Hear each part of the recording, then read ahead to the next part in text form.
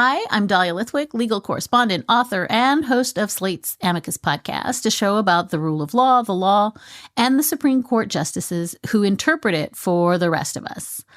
I've been watching the High Court for over 2 decades, and I bring all that experience and knowledge to examining the U.S. justice system and democracy. Each episode, I am joined by guests with deep knowledge of the law and policy who help me and you navigate our constitutional landscape. Slate's Amicus podcast. Subscribe now wherever you listen.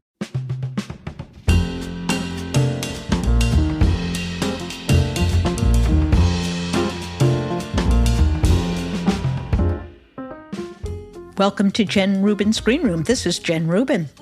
It's not very often that historians become popular media figures, but in the age in which we live, historians have become vital to understanding what we're going through, why we're going through it, where these forces of intolerance, nationalism, xenophobia, fascism came from. And when you look at the array of people who have really studied the issue of fascism, there's no one better than my guest today, Ruth Ben-Ghiat.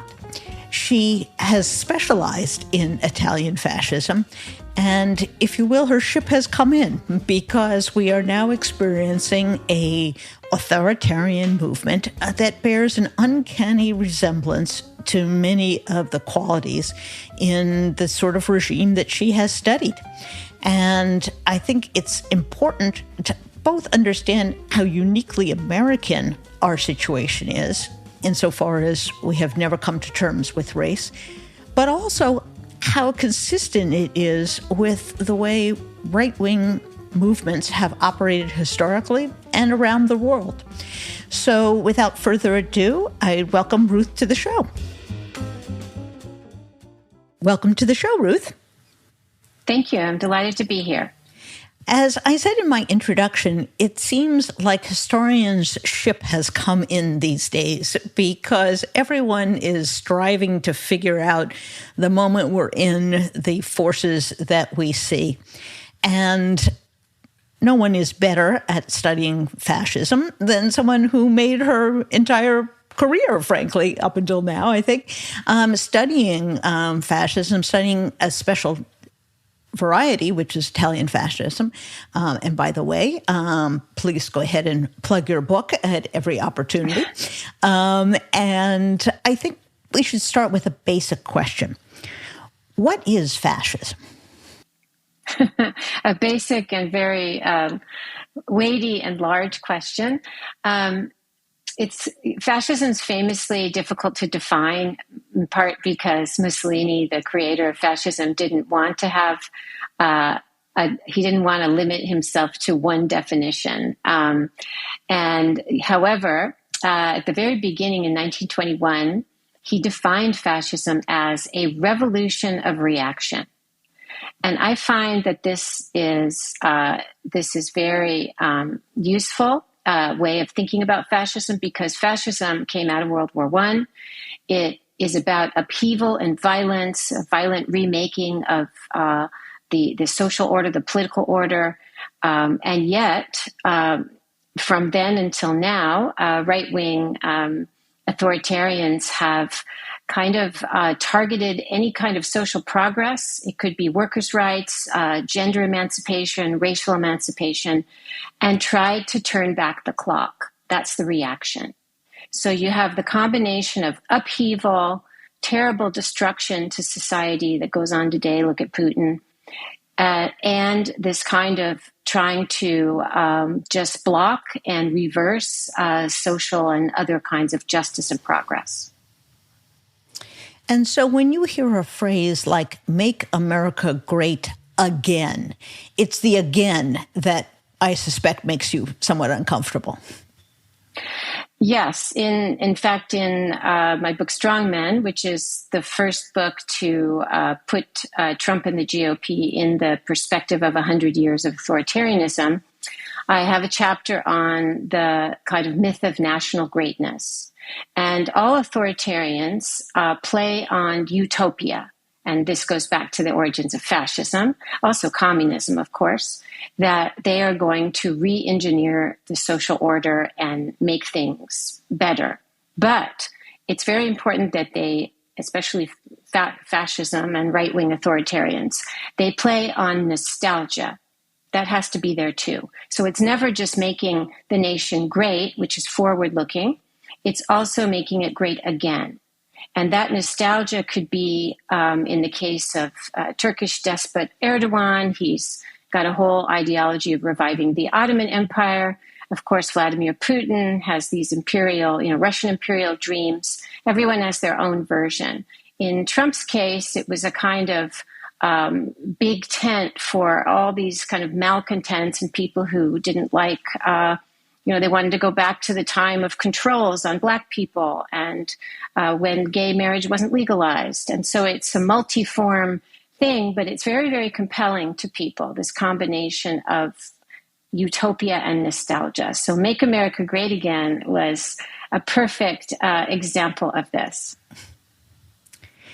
When you use the word fascism, and now I do, people say, oh, no, that's not fascism. And I get the feeling that they've set the bar too high, if you will, that to be a fascist, they think you have to be in a black uniform with a swastika, or you have to be in Mussolini's, black shirts. What is the factor? What is the thing that you look to say this is fascism as opposed to just authoritarianism or simply, a lack of democratic values? Yeah, that's a great question. I actually didn't use the word fascism at first, and I was one of the very first people. I started, talking about Trump in 2015. The minute I saw him at his rallies, I thought, this is a demagogue. And it seemed very familiar to me as a historian of fascism. But I didn't want to use the term at first because I felt that, especially the American public was not prepared to see their own country as a place authoritarianism or fascism could happen. This is early on, 2016, 17. When I predicted he would, rule as an authoritarian. And so I thought that, just as you said, it would be counterproductive because people would say, well, I don't see tanks in the streets. I don't see swastikas. I don't see a one-party state. So the reason I wrote Strongmen, which is a history of authoritarianism, 100 years, is to educate people into how it's changed. So today, fascism isn't necessarily going to be a one-party state. Today, you don't have to ban elections. You have something called electoral autocracy, like Orban does, or Erdogan. And so fascism is going to look different. And yet, it has many continuities. Personality cults, demagogues, militias. Fascism actually started as a decentralized militia movement in Italy. So I'm very worried about all of the extremists and militias and anti-government activists that have been legitimized in our country. So there is no one tipping point, but what I try and do is look at the logic, what ties together these different things that are happening. And so I do call Ron DeSantis, the Florida governor, the Florida fascist sometime, because I think that the way he's linking repression of education, persecution of LGBTQ people, hypernationalism, anti-communism is very familiar set of things that goes back to fascism. Talk to us a little bit about how fascism interacts with religion. On one hand, people get the impression that fascists are atheists, that they want you to be loyal to and have the leader as the deity, as the Messiah. On the other hand, it seems that instrumentally, they always wind up using the church or manipulating the church in ways that serve their purpose. Talk to us a little bit about that. Yeah, I'm glad you asked that. So I work in my book and elsewhere. I have a Substack newsletter, Lucid, and I frequently talk about the concept of authoritarian bargains. This is when a wannabe authoritarian demagogue comes in and makes a deal with religious elites, also financial, political elites, and says, if you will be loyal to me, I will deliver for you. And once these bargains are set, and Putin has one with the Orthodox Church, very effective, they give this violent demagogue moral legitimacy in return for having their own needs met. So Putin has financed the restoration of lots of Orthodox churches. And often, indeed, it is the people who are the most amoral, the most atheist, or just impious, starting with Mussolini, who had been a socialist and hated the church. He was an atheist, and yet he was the person to make peace with the Vatican. And the Vatican, the Lateran Accords, gave him enormous legitimacy because he was the first person to have a right-wing dictatorship. And moving forward in our times, so I was, chuckling and also quite distressed that here comes Trump, one of the more amoral, uniquely amoral figures in our history, who was the same person who managed to get evangelical Christians and Orthodox Jews to say that he was put in office by the will of God. And this is a theme in my book, Strongmen, of the anointment of the strongmen as someone who's there by the will of God. And that particular discourse can't work on the public unless they have these bargains with religious elites. And it's interesting when you say that they tend not to be religious themselves. We all remember Trump in Corinthians 2. In other words, he can't name a Bible verse that he is familiar with. He has no experience in religion. His religion is himself because he's a toxic narcissist. And yet that he's divorced 3 times. He now is an adjudicated assaulter, molester of women. That doesn't seem to dissuade the group that he has bargained with, as it were, because he's delivering. He delivered the Supreme Court to them. That sounds an awful lot like these bargains that you have talked about. Talk a little bit about, as well, the business community. Hitler was going to revive German economy again, and Trump has gone out of his way to feather the nest of very rich donors, large corporations. Explain that kind of coordination to us. Yeah, this is an extremely important subject because for many reasons. One is that, speaking now again of right-wing authoritarians, they always are brought into power because they have a pact with conservative elites, including financial business elites. And again, these are people who will be there will be whatever is needed at that time to get to power. And so Mussolini may have been a socialist in the past, but it's very interesting that the first thing he did when he got into power was major privatizations of the insurance sector, the telecommunications as it existed in 1923. So he sent a signal to the people who mattered in the financial community that he was not a socialist at all anymore. And so it has been. And 2 points I want to make. One is we think about authoritarianism and fascism as imposing controls on people, and that is certainly part of it. But a very important piece, which is shown in the history of authoritarians and privatization, is rolling back regulations so that your allies, those you have the bargain with, can do whatever they want and get away with plundering the environment, plundering business, whatever it is in that context. And so the fact that Trump rolled back 100 environmental regulations, even food safety. This was his deals with big pharma, with mining companies, so that plunder is allowing plunder and making plunder more important, and making illicit activities, offshore finance, whatever it is really important part of the arrangement with financial elites. The other point is one of the reasons I wrote the book is to debunk the myths about these men. And one is that they are, quote, good for the economy, that they bring stability.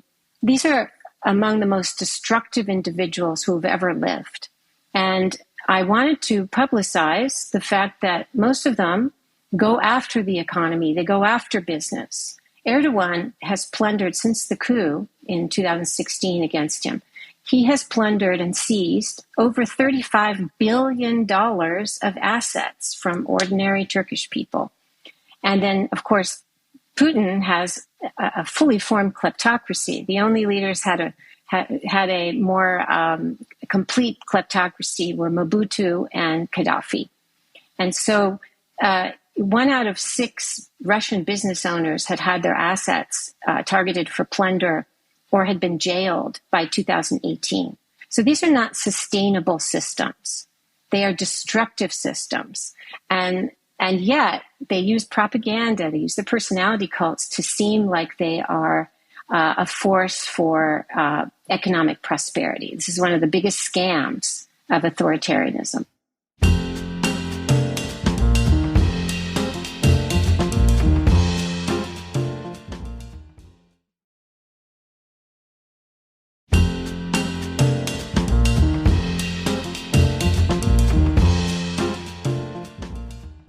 One other group that authoritarians and fascists tend to cultivate, which hasn't really worked out as he would have liked in the United States, is the military. Now, he has tried. He talks about his generals as if they were reporting directly to him, that he gets to move around the little tin men on a board. But, of course, in other instances, we've seen how the military has either welcomed them or at least facilitated their rise because they're seen as favoring military values in some sense. Why does that happen? And what do you think is perhaps, thank goodness, unique about the American military that thwarted Trump in his ability to do that here? Yeah, as you can imagine, because I watched all of the machinations after, in 2020 leading up to January 6th with great interest and alarm. A third of my book is about coups. And that was one of I hadn't written that much about coups before I did the research for this book. It was extremely interesting. I never thought that it would be so relevant to the U.S., the whole knowledge about coups.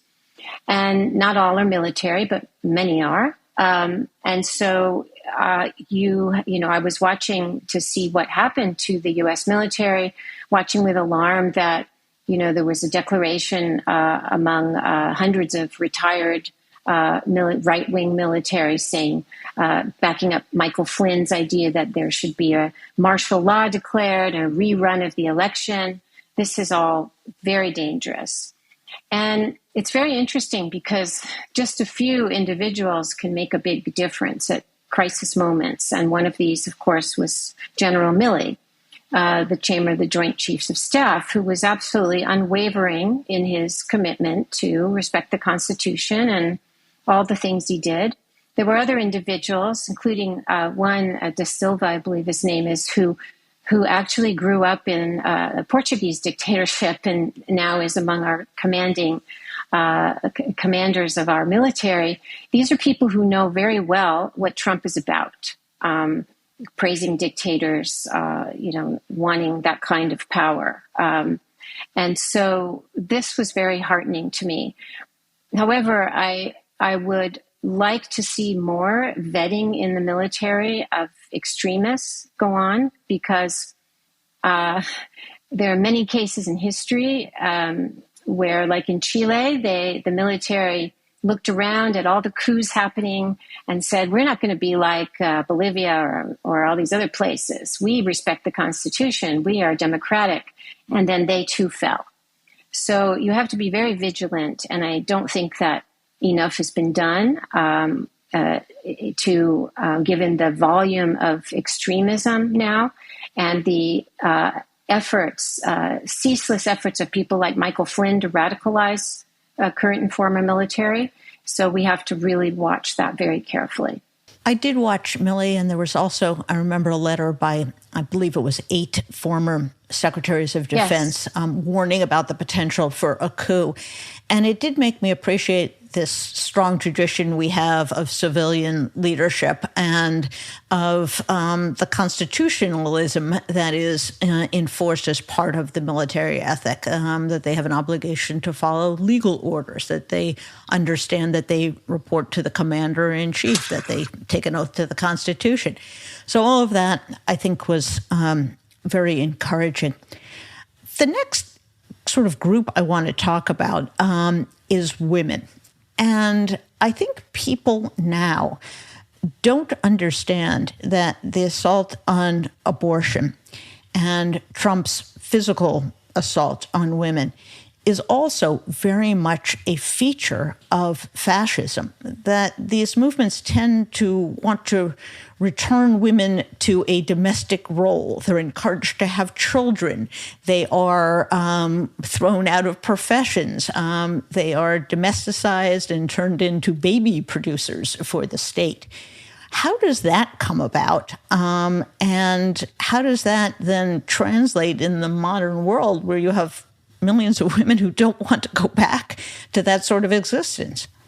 Yeah, this is an integral part of authoritarianism from fascism onward. And so I see fascism as the first stage of a history of authoritarianism in this regard. And there's a kind of triumvirate or triad of gender policies. One, and they all work together. One is misogyny that gets institutionalized by taking women's rights away, turning them into baby machines, as you said. So misogyny also at the workplace.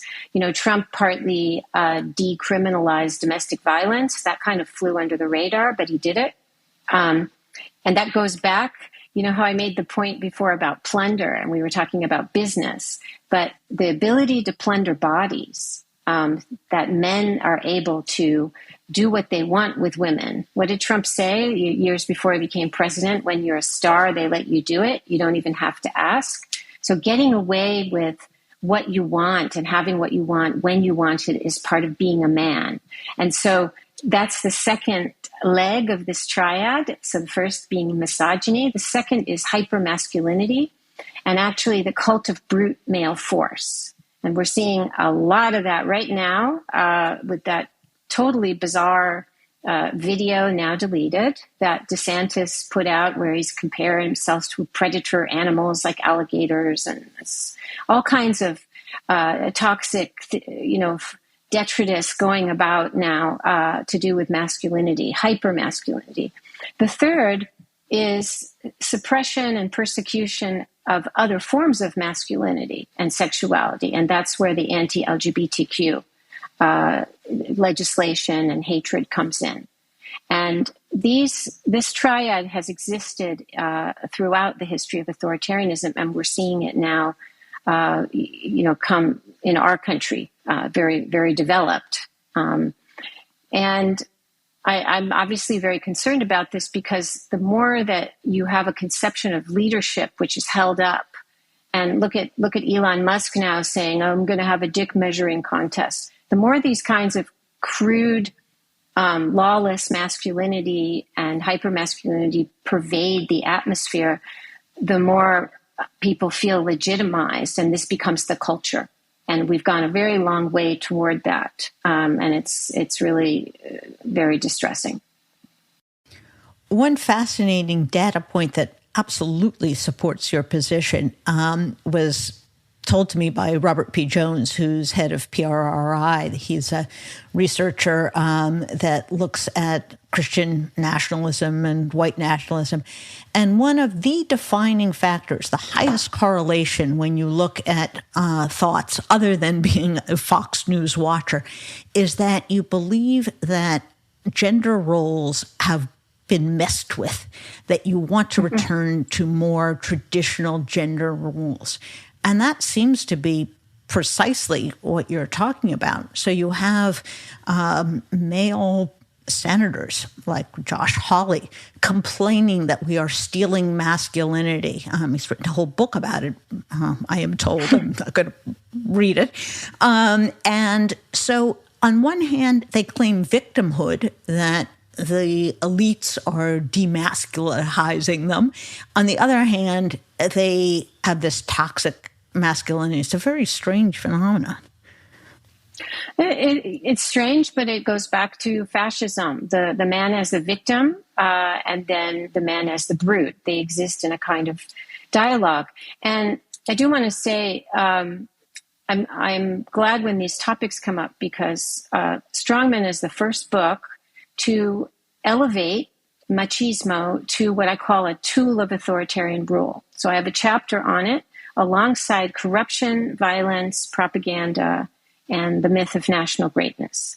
And it was really important for me to do that as a scholar, because I saw that although there's huge, amounts of scholarship on gender, those who write on authoritarianism didn't really take masculinity seriously. And yet it's the center of everything.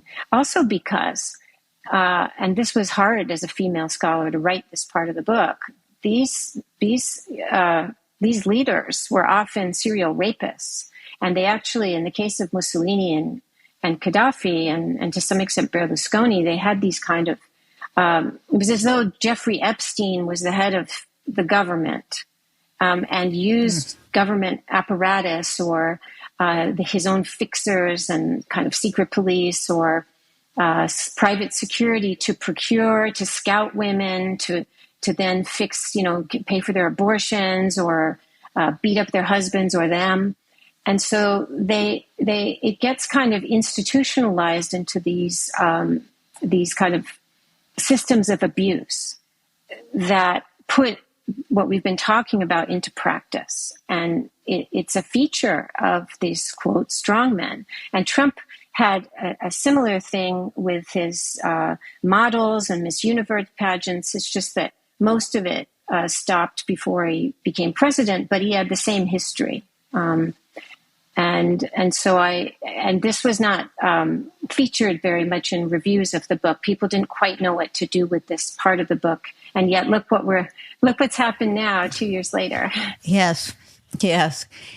One of the other phenomenon that I've noticed with Trump, and I wonder if it's indicative of fascism in general, is the attack on professional codes of conduct. So that he expects lawyers not to uphold the law, but to serve him. That the fascist state wants doctors to disregard their medical obligations to treat patients and instead enact forced birth laws. That there's an assault on these outside demands for moral behavior or professionally sanctioned behavior. Is that part of this too, that they want to, academic freedom, for example, that they're trying to disassociate people from all of these other structures that may have other demands on them? Absolutely. It's so important that you brought this up.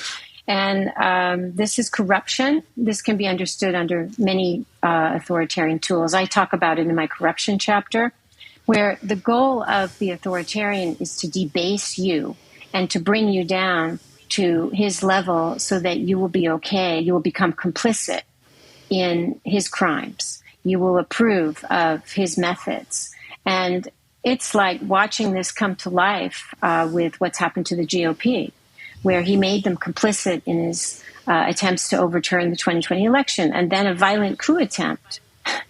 And so now you have these creatures like, Jim Jordan, who are, they think that in saving Trump, they're going to save themselves. But they're all so compromised that the bar is lowered. And so what can they do? They have to destroy any notion of professional ethics. And it's a very sad syndrome that happens, and it happens across the board, that all notions of professionalism and expertise get replaced by loyalty. All that matters to, whether it's Putin or Erdogan or Orban or Trump, loyalty is what matters. And that is your professional qualification. And when that takes over, you have a syndrome, Putin's in it now, where you you surround yourself with sycophants. You stop getting good intake. Everybody knows that leaders in whatever sector, they need good objective feedback. Authoritarians don't want that. They set up these dysfunctional governance structures. And so after a while, they start to make mistakes. Putin and, Ukraine, there's a whole, and I predicted 3 days after the war started, February 2022, I published a piece in MSNBC saying this wasn't going to go well. It was going to reveal the corruption of the army, the ravages of kleptocracy, and Putin's kind of living in a bubble. So they all end up in these bunkers, in these bubbles, and it doesn't serve them well. And this is the end state, arrival point of debasing professional ethics that you bring up. And it's funny, you talk about DeSantis, his attack on teachers, that they're not supposed to teach what is professionally required, what they think is good education, but parrot a certain line of thinking. Likewise, he fires a prosecutor who has an independent source of judicial responsibility. So these same factors where they really try to impede people's professional identity and professional loyalties is really, profound. There are some people who say that there is a certain personality that is amenable to fascism. Is that true, or is that simply a matter that these people are very good at manipulating certain qualities that everyone has? Or is there an authoritarian personality, for lack of a better term? It's a little of both. The psychologist Theodor Adorno published, and a lot of German exiles were very obviously interested, trying to figure out what had happened to their own country under Hitler. I don't use Adorno's authoritarian personality because it's also very homophobic. Saying that, the line that Nazis were deviants, they were gay. And so I don't really find that very useful today. But Karen Stenner, a scholar, published a book called The Authoritarian something, I'm forgetting the title, where her research showed that up to 30% of any population has authoritarian tendencies. And the way you measure these is their attitudes about parenting, about institutions, about religion, how they are as fathers or mothers. And when people like Trump come in, and this is where my research takes this further, when they come on the scene, and they will be anything they need to be to get power. So they're multiform, right? They're pious for the fundamentalists of religion.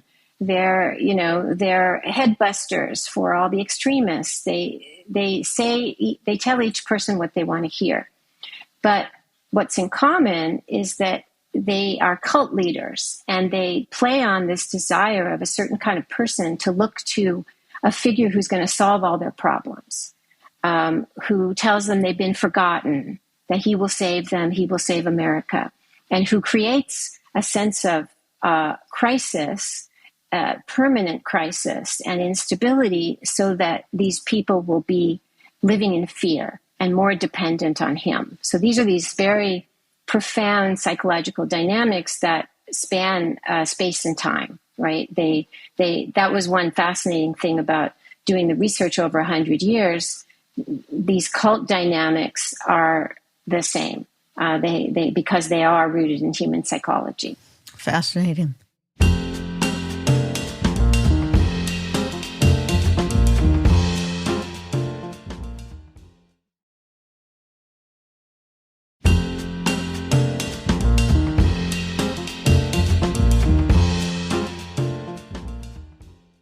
There is a very good record, unfortunately, that once these figures get into power, even if they leave the trappings of democracy, they tend to stay in power. You just saw Erdogan get reelected. We've seen Orban hold that there's a stickiness to them, that they are able to stay in power. How do you counteract that? And in a broader sense, what do Americans do, not just about Trump, because I think that underestimates the problem, but about a movement that has taken hold that potentially has affected tens of millions of Americans. Yeah, they do. Over the longer that authoritarians stay in power, especially today with this kind of electoral autocracy, it becomes harder to get them out. And yet, I do want to say that we are living through, it's not covered enough by the press, a global renaissance of nonviolent protest. Everywhere in the world, not everywhere, but many places, countries are having either the largest demonstrations they've ever had, like in Israel, or the largest they've had in many decades, like in Iran, even in China. You had, 79 universities had protests in late 2022 in China. They were a big deal.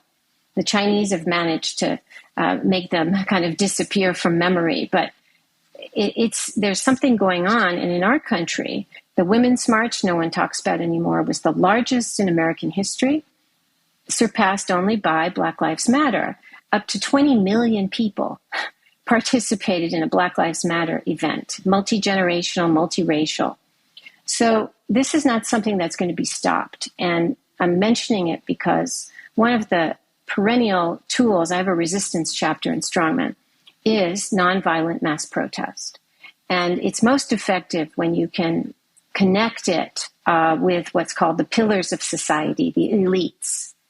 And so I am frustrated that, for example, on the theme of political violence and gun violence, business elites have somehow decided that $280 billion a year is an okay price to pay and won't go against the Republicans. That's part of the mix, gun violence.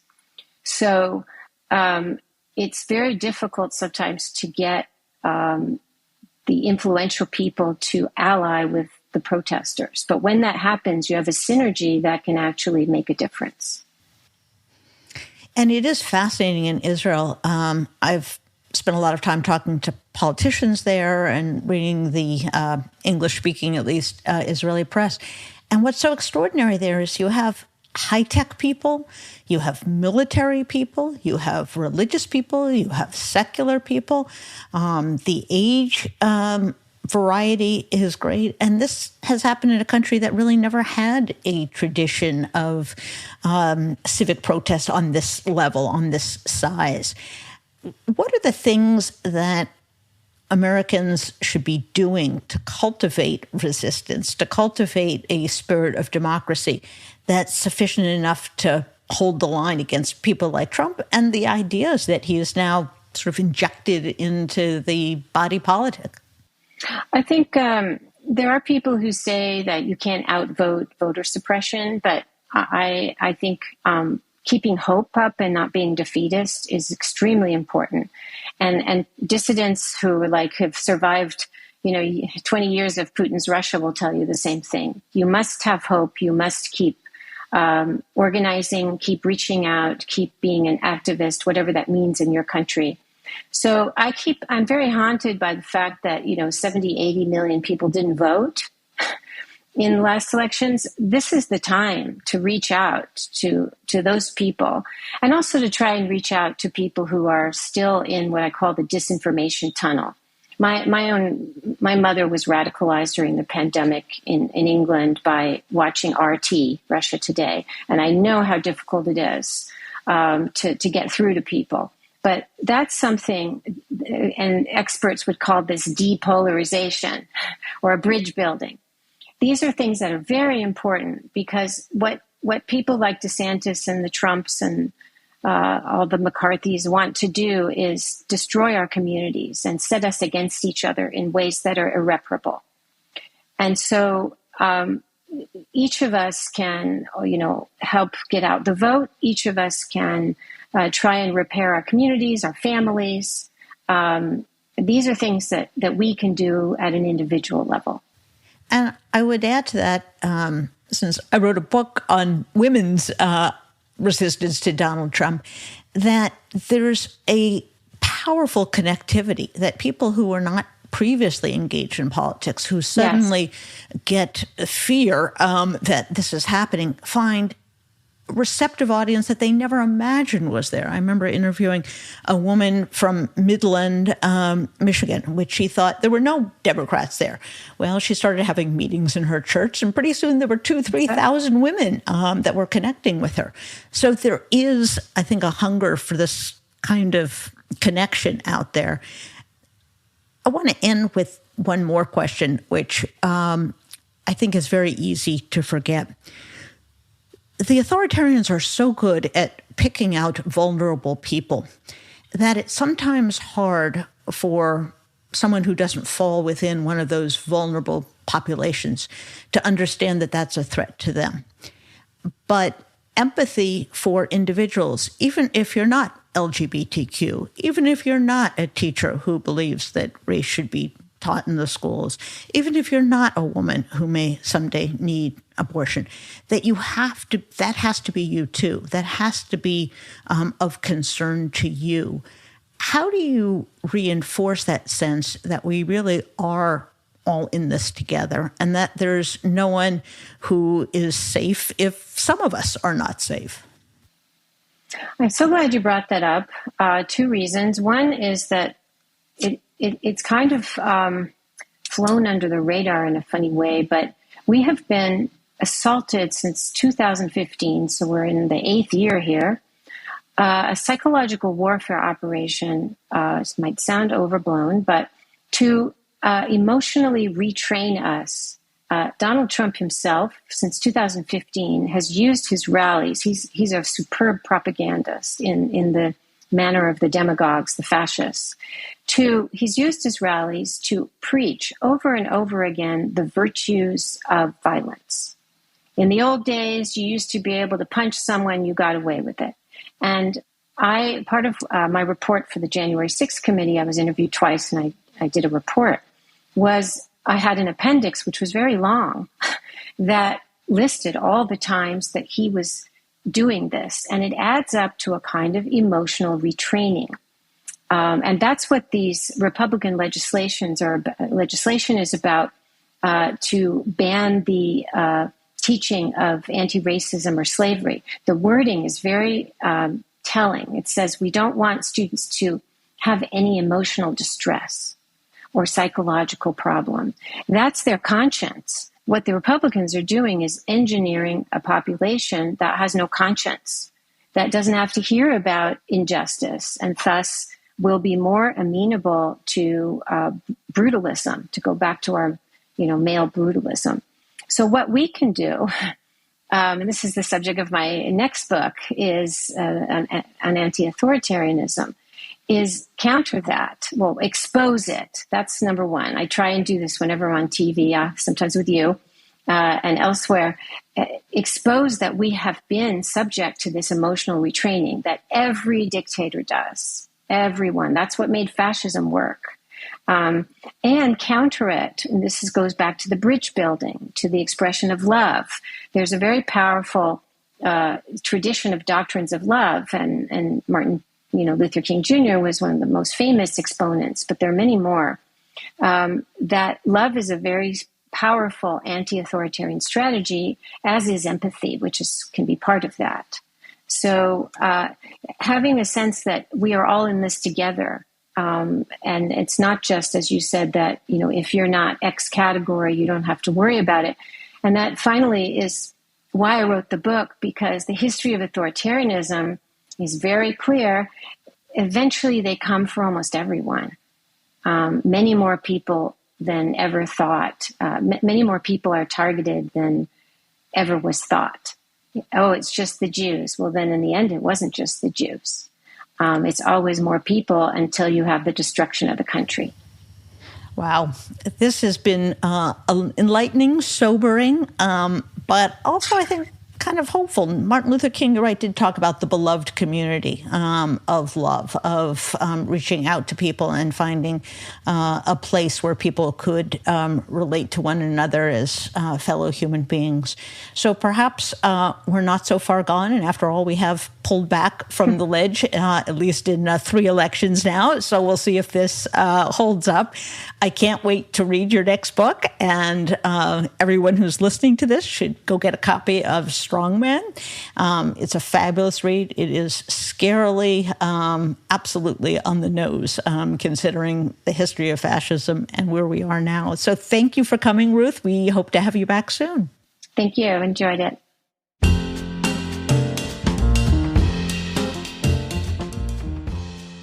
And that was Ruth Ben-Ghiat. It is a fascinating and not really all that comforting thought to comprehend that we are not so unique.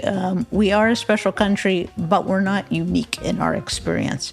And we are subject to the machinations and the manipulations of strongmen.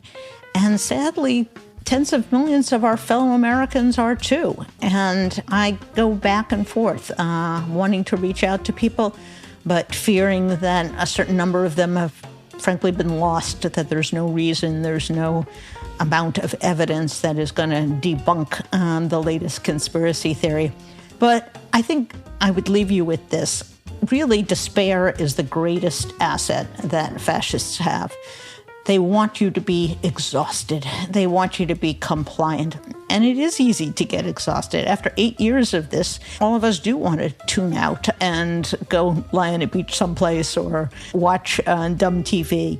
But you really can't, because as soon as you do that, you have ceded the field of battle. And the battle is about not only democracy, but the human condition, the desire for freedom, for decency, for love. And so the stakes could not be higher.